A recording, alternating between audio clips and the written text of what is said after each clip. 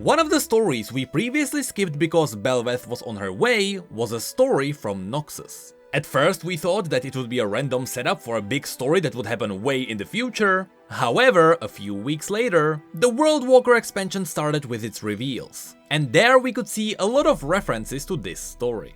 So strap up, because not only are we heading into one of the most brutal lands in Runeterra, but we are also going to learn about one of the most brutal beings of Runeterra. And also Mordekaiser. So let's dive into the story, The Ice and the Embers. The story begins with a woman running through the woods. Her lungs burned, her feet were bloody, and each thorny bush gave her more scratches. There was a voice inside her head that kept telling her to run. About a day ago, she started her escape from the RAVENBLOOM Conservatory. At first, she heard the faculty staff screaming for her. Then, the dogs started barking along the River Gren. Night came, and with it the distant sound of riders, thundering through the dark. That's where she had lost her satchel, which held some supplies stolen from the kitchens. There were 2 apples, a torn heel of a bread, and half block of cheese. It was enough to get her to safety, but barely. Now, hunger gnawed at her, as she tried to survive by picking berries, chewing on twigs and drinking rainwater from leaves. There was little peace, and every time she paused due to exhaustion, the voice returned. Run.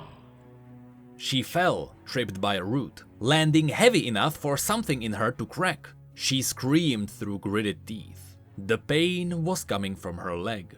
For a time, she just lay there, her face in the mud. Night rain fell on her broken body, washing away her tears and the blood. Run, the voice said, angrier now. Finally, she responded. I can't, she cried, her voice ragged as the rest of her. I can't. The voice quieted. Time passed. Exhaustion and pain braided together and sent her to sleep. In her dreams, she saw flashes of what came before. Headmistress Telsi standing in her dormitory room, the Arbiter of Thorns beside her. You have been chosen, Telsi said. The war in Ionia requires new weapons.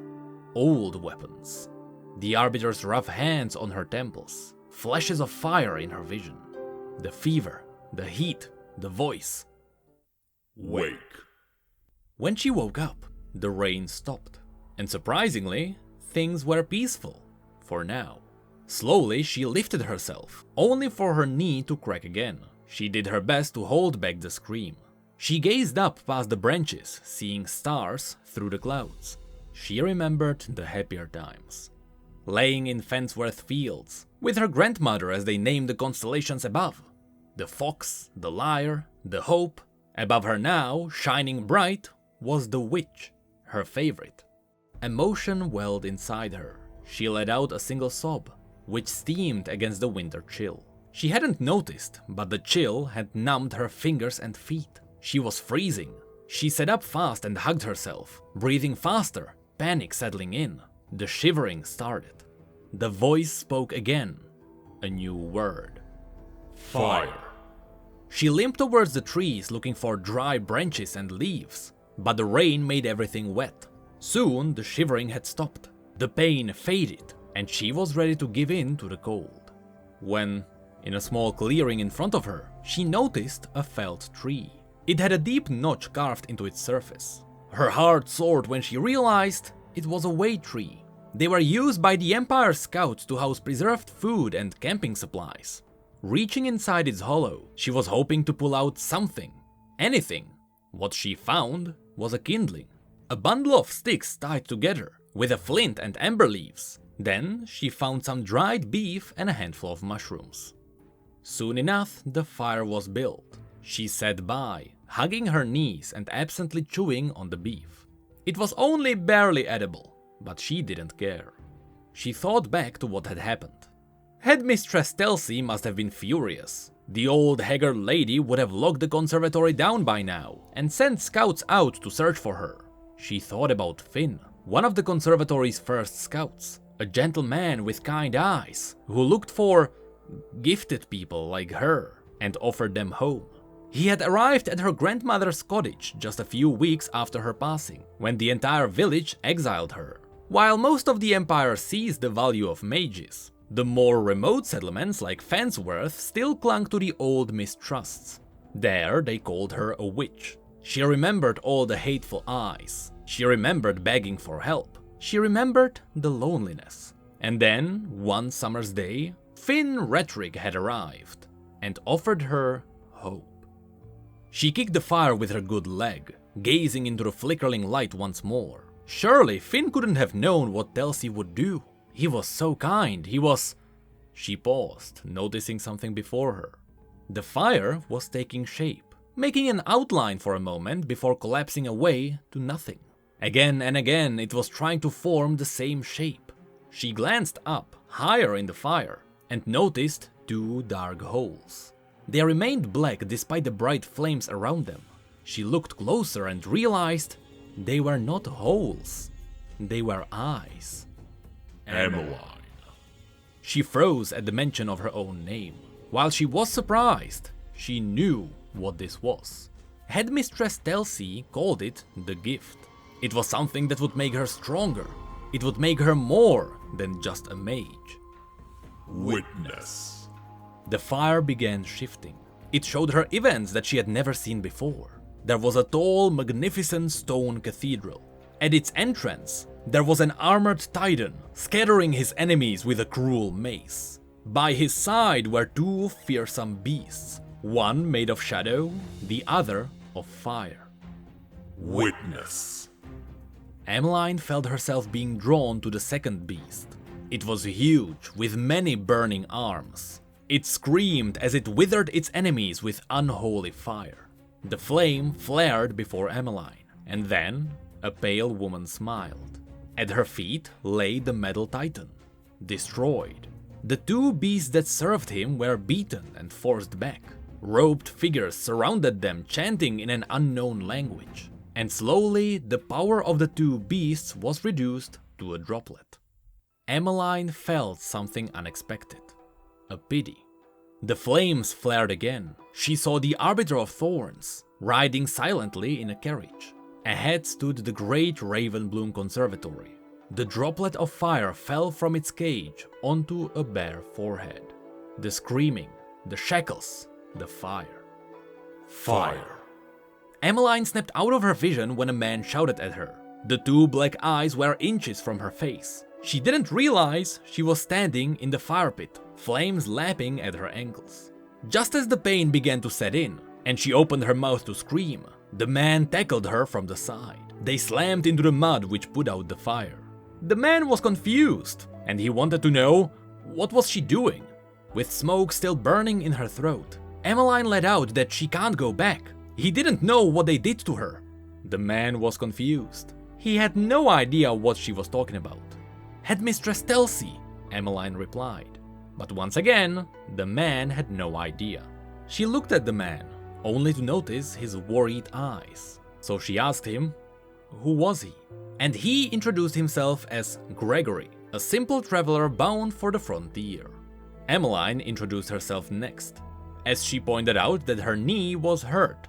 But surprisingly, her feet were fine, save for the blisters and bruises. She looked for the dark eyes in the fire, but saw nothing. Gregory eyed Emmeline suspiciously before telling her that his cart was nearby. He could take her to the nearest town. Emmeline immediately refused. She couldn't be seen by anyone. But Gregory refused to leave her there like this, so at least he offered her some food. And through her growling stomach, Emmeline couldn't refuse that. After the 2 finished their meal, along with a pie, cow's milk and a handful of chestnuts, Gregory drew a map in the mud and told her about all the places he had already visited, which he followed by a story about drunken basilisk crug whispers, which made Emmeline smile. When he was done with the stories, he asked Emmeline if she could tell him what happened to her. She told him to first show her where they were going. Gregory pointed at the mountains. They would go as far as the north would take them. A place full of nothing but plains and valleys. He was hoping to make a home there. Emmeline bowed her head. She thought about going to both Droon and even somewhere distant in Tokagol, but now these seemed so close and obvious. She couldn't trust her old neighbors in Fansworth, and heading south to the capital was out of question. She thought back to a phrase often whispered at the conservatory. The rose is everywhere. The rose is everyone. She would have to go somewhere unexplored. So, she asked Gregory if she could go with him. She could hunt and cook, and she could leave as soon as they were near the borders. Gregory told her he would take her as far as she pleased, but under one condition. She would tell him some of her own stories. It didn't matter how nice they were. He would listen. And so, soon Gregory mounted his horse and resumed his journey north. Emmeline was hiding in the cart behind. With its rocking, the blanket's warmth, and her exhaustion, the darkness took her, and in her sleep, she dreamed of the quiet, peaceful land far away. And that was the newest story from Noxus. In case you have not realized yet, Gregory and Emmeline are Annie's parents. This was essentially a prequel to Annie's bio. Now, in case you don't remember, here is the super TLDR version of her story. Soon after Annie was born, she and Gregory fell ill. The sickness made Annie's body so hot she couldn't be held by Emmeline. So, one day, Emmeline decided to fetch some icy water.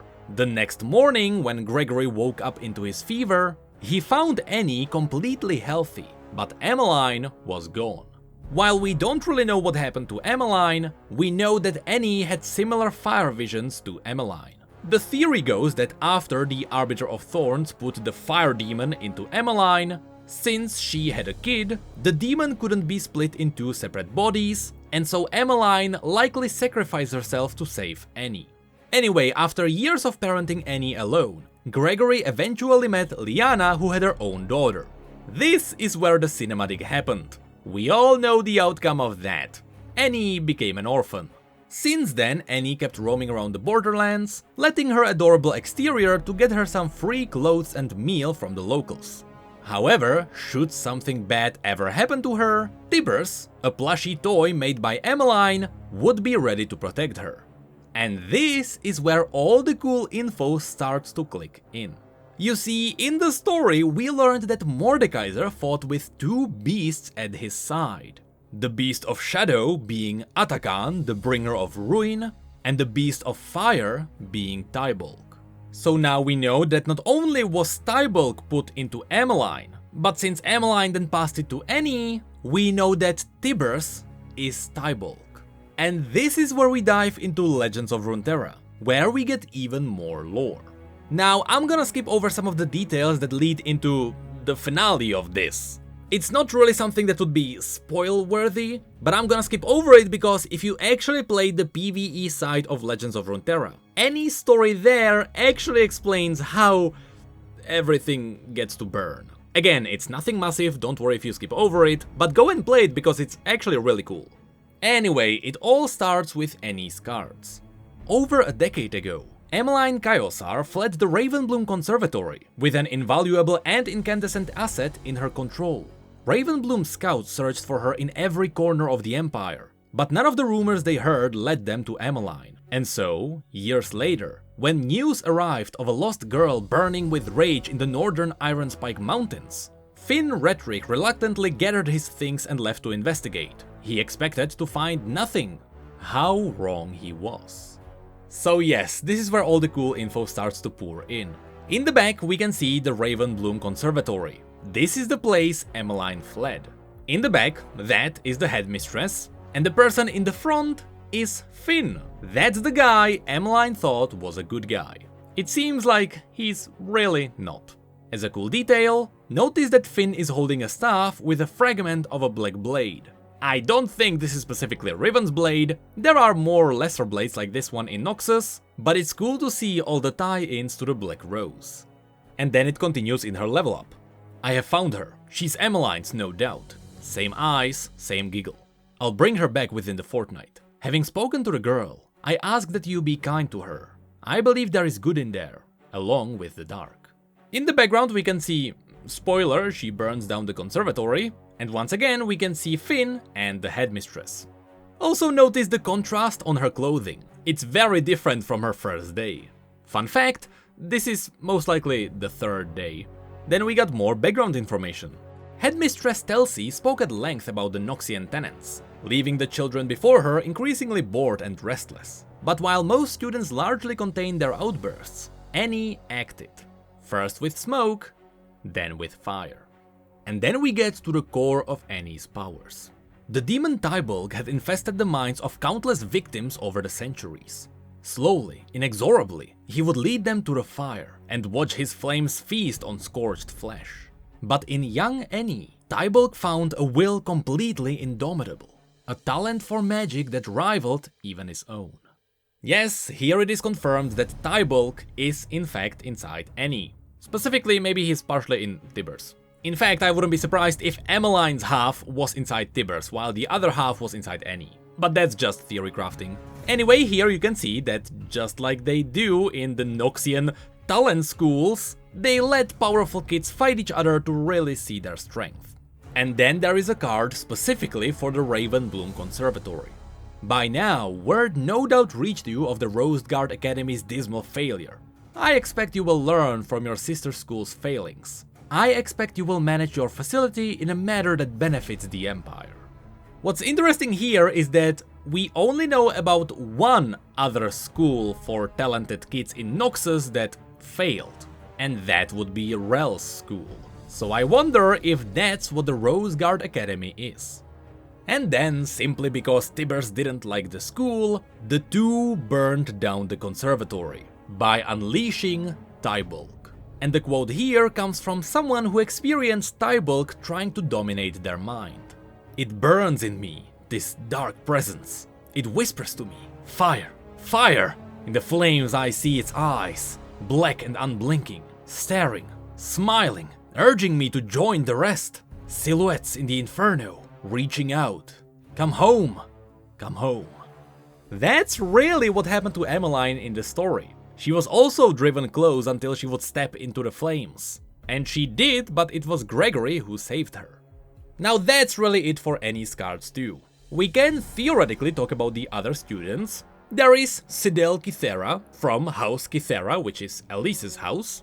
There is also Dani, who was one day found near the Noxian shores. Now, despite the fact that Nico is supposed to be the last of the Uvi cut, it is not impossible for more of them to be alive, because when the Cataclysm arrived and the Uvi cut island was destroyed, whoever could survive traveled to the west, with both Ishtal and Noxus being along the way. So it is possible for Nico to be in the south and Dani to be in the north.